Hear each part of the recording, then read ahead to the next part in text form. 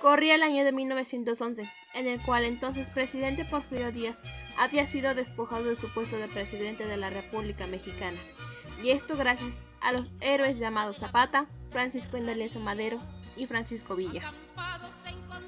La Revolución Mexicana surgió el 20 de noviembre de 1910 y finalizó en septiembre de 1917. A causa de esto fue en el siglo XIX a principios del siglo XX. Distintos grupos políticos que exigieron las elecciones democráticas en el pueblo fuera capaz de decidir por ellos mismos, ya que estaban hartos de la dictadura de Porfirio Díaz, ya que llevaba en el poder casi 30 años y 3 décadas. Por obvias razones, en 1908 Porfirio Díaz dio una entrevista en la cual decía que no tiene ningún interés en dejar el poder, y a finales de 1908 Francisco Indalecio Madero publicó el libro La sucesión presidencial en 1910, en el cual propuso crear un partido político que opusiera, que no diera el voto a la reelección de los presidentes, cuya frase célebre se reduce a sufragio efectivo a la no reelección. A priori de ello, viajó por toda la República Mexicana para dar a entender que él participaría en las siguientes elecciones. Esto alarmó al presidente Porfirio Díaz, quien ordenó encarcelarlo con el pretexto de sublevar a la población, de ultrajar a las autoridades. De este modo las elecciones se realizaron mientras que Madero se hallaba preso y Porfirio volvió a ganar. Por fortuna, Madero logró escapar y protestó por una situación mediante el Plan de San Luis, hecho en el año de 1910, que conlleva a la población a levantarse en armas contra el gobierno. Este llamado llegó a los oídos de Francisco Villa, Pascual Orozco en Puebla y los hermanos Cerdán. Para principios de 1911, los 3 levantamientos se extendieron exitosamente por diferentes regiones. En mayo, el general Díaz renunció a la presidencia y abandonó el país, quedando como presidente interno Francisco León de la Barra, quien organizó elecciones libres en los que resultó triunfador Francisco. En 1911, Francisco Indalecio Madero y Villa tuvieron un conflicto en el cual le refutaba a Francisco que no había cumplido con lo que acordó y formuló el Plan de Ayala. El Plan de Ayala consistía en la repartición de tierras a los campesinos. También señaló el incumplimiento del reparto de tierras y no integrar a los líderes revolucionarios al gabinete. Mientras tanto, Victoriano Huerta, general del régimen porfirista, orquestó una conspiración para derrocar a Francisco y Madero, iniciando el golpe de Estado el 9 de febrero de 1913, culminando con la muerte de Francisco Indalecio Madero. Durante la revolución se originaron los caudillos, quienes fueron Emiliano Zapata, Venustiano Carranza, Francisco Villa y Álvaro Obregón. Algunos de ellos elaboraron documentos en los que plasmaron sus demandas. Con el Plan de Ayala, el cual el movimiento zapatista expresaba las demandas de los campesinos que habían sido despojados por los hacendados porfiristas, por lo que los peones, los jornaleros y otros trabajadores del campo, del centro y sur del país se unieron a dicho movimiento.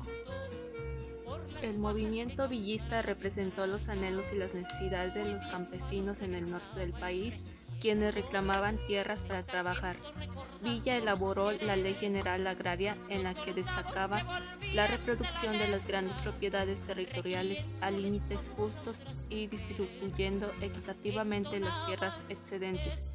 Venustiano Carranza fue gobernador de Coahuila durante el gobierno de Francisco y Madero, y a la muerte de este se convirtió en el principal líder revolucionario.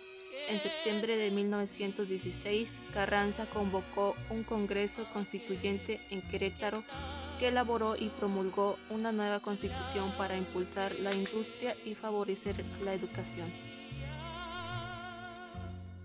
Álvaro Obregón apoyó a Carranza y se sumó al ejército constitucionalista, pues coincidía con él la idea de hacer un México un país próspero y moderno. Cuando Victoriano Huerta usurpó la presidencia, Venustiano Carranza lo desconoció y se levantó en armas. Lo mismo hicieron con el ejército de Obregón, Villa y Zapata.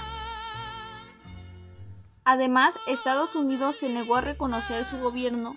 Ante esto, en agosto de 1914, Huerta dejó el país y Carranza entró triunfante a la Ciudad de México.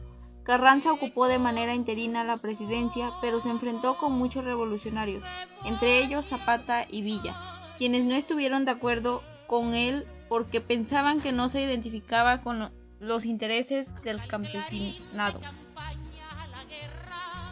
Durante la Revolución Mexicana, algunos de los enfrentamientos también ocurrieron en el mar.